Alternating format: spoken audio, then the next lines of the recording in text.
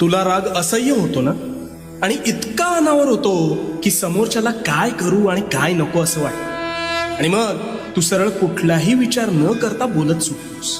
हो ना? पण हा राग म्हणजे तू स्वतःच स्वतःभोवती लावलेली आग आहे, हे तुला ठाऊक आहे का? अरे याने समोरच्याचं नुकसान होत नाही, तर सर्वस्वी तुझं नुकसान होतं. त्यामुळे आता ह्या भडाग्नीवर नियंत्रण कसं प्राप्त करायचं ते सांगतो. शांतपणे. तू रागात असतोस त्यावेळी तू सर्वात अविचारी असतोस, म्हणून तू त्या आवेशात हवं नको ते बोलतोस, आणि बोललेला शब्द हा कधीच परत घेता येत नाही.